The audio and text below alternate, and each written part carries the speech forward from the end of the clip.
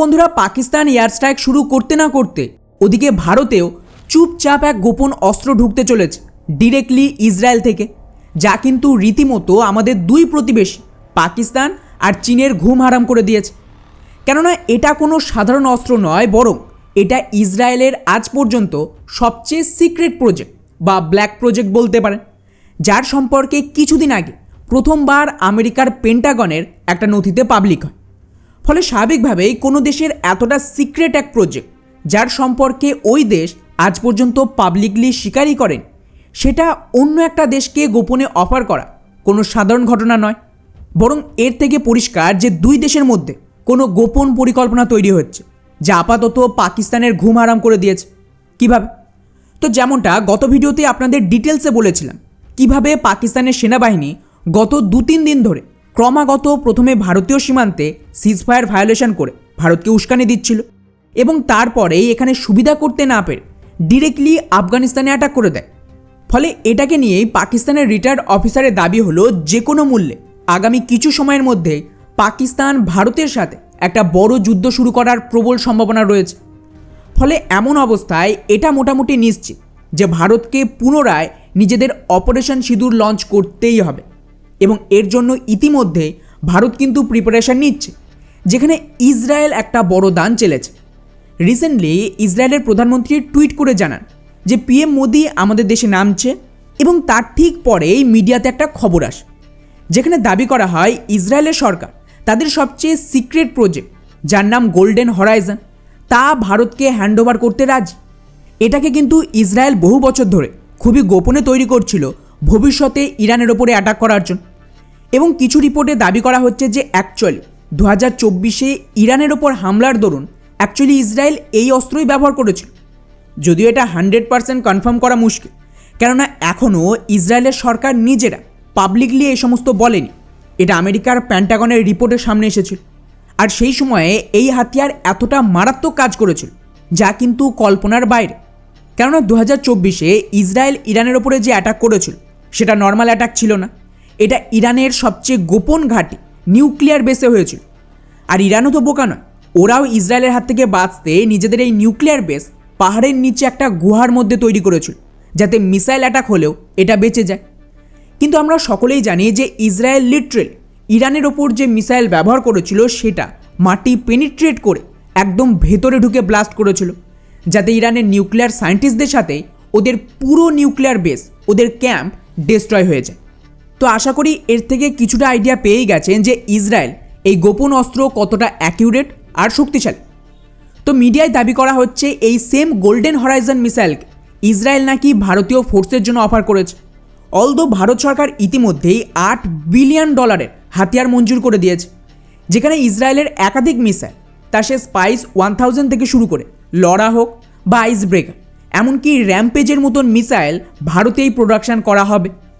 এর ঠিক পরেই যেভাবে রিপোর্ট আসছে এই গোল্ডেন হরাইজন মিসাইলকে নিয়ে, তাতে অনুমান করা হচ্ছে যে ইসরায়েল এই মিসাইলকেও ভারতে প্রোডাকশন করতে চাইছে এবং এটা চাইলে ভারতীয় ফোর্সেস ব্যবহার করার সাথে ইসরায়েলকেও সাপ্লাই করা হবে। ফলে এখন প্রশ্ন উঠছে যে ইসরায়েল তাদের এত গোপন মিসাইল ভারতকে কেন দেবে, যেটা ওরা অন্য কোনো দেশকে দেওয়া তো দূর, এখনও পাবলিকলি স্বীকারই করেনি। এর জন্য এই টুইটটা আপনাদের দেখতে হবে, যেখানে গতকালই ইসরায়েলের পিএম নেতানিয়াহু এমন কিছু বলে যা শুনলেই বুঝতে পারবেন যে এখানে ভারত আর ইসরায়েলের ভয়ঙ্কর পরিকল্পনা চলছে।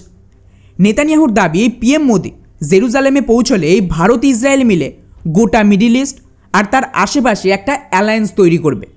শব্দটার উপরে নজর দিন, অ্যালায়েন্স তৈরি হচ্ছে মিডিল ইস্টে এবং তার আশেপাশে।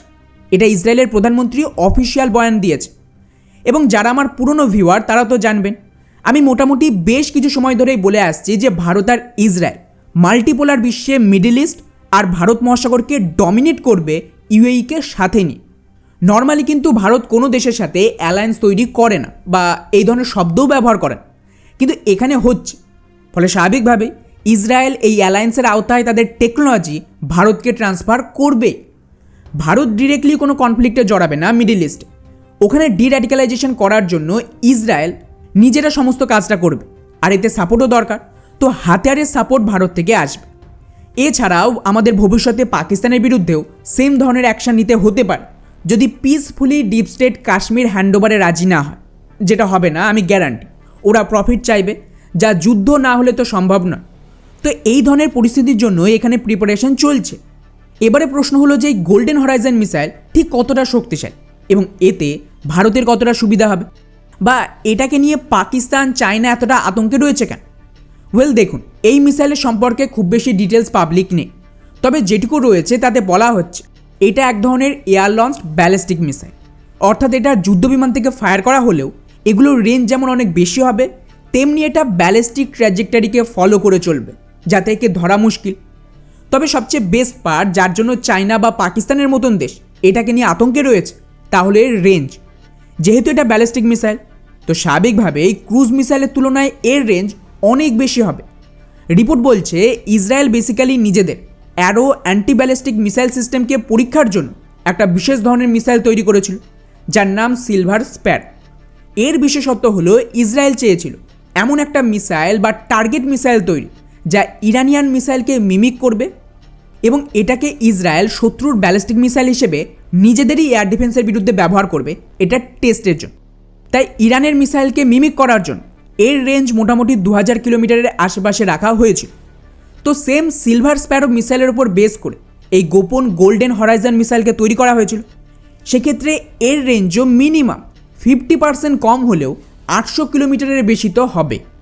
এখন জাস্ট কল্পনা করুন যে ভারতের সুখোই যুদ্ধবিমান যদি এই মিসাইল ভারতের সীমান্ত থেকে লঞ্চ করে, তাহলে কিন্তু আমাদের পাইলটদের রিস্ক নিয়ে পাকিস্তান বা অন্য দেশের ভেতরে ঢোকার প্রয়োজন নেই, এবং খুব সহজেই আমরা স্ট্যান্ড অফ রেঞ্জ থেকে এয়ার অ্যাটাক করতে পারব। আর দ্বিতীয় সবচেয়ে বড় সুবিধা, এই মিসাইলে পেনিট্রেটেড ওয়ারহেড ব্যবহার করা হয়েছিল, যা বেসিক্যালি বাংকার বা হেভি বেসকে পেনিট্রেট করে তার ভেতরে গিয়ে ব্লাস্ট করে। যেরকম ইরানের ক্ষেত্রে ওরা পাহাড়ের নিচে নিউক্লিয়ার বেস বানিয়েছিল, সেখানে জরুরি ছিল মিসাইল তা ভেদ করে ভেতরে যেন ঢুকতে পারে। এক্ষেত্রে মিসাইলের অ্যাকিউরেসি খুব ভালো হতে হয়, কারণ একটু এদিক ওদিক হলে মিসাইল তার টার্গেটে লাগবে না এবং মিশন ফেল হয়ে যাবে। সেক্ষেত্রে ভারত নিজেদের সীমান্ত থেকে যদি মিসাইল ফায়ার করে, তাহলে এর অ্যাকিউরেসি নিয়ে চিন্তা নেই, এবং ভারত এটাকে এমন জায়গায় ব্যবহার করবে যেখানে পাকিস্তানের সিক্রেট বেস, বাংকার এসব রয়েছে। তাই এটাকে নিয়ে পাকিস্তান আর চীনের মতন দেশ মারাত্মক আতঙ্কিত রয়েছে। যাই হোক, এখন অ্যাকচুয়ালি এই ডিল কতটা এগোবে তা কিন্তু পিএম মোদি ইসরায়েলে পৌঁছলেই বোঝা যাবে। আবার এমনও হতে পারে এই গোল্ডেন হরাইজনকে নিয়ে অফিসিয়ালি কেউ কোনো বয়ান দিলই না। তবে যাই হোক, এটা আমাদের জন্য ব্যাপক কাজের হবে, স্পেশাল যদি এটা ভারতেই প্রোডাকশন শুরু হয়।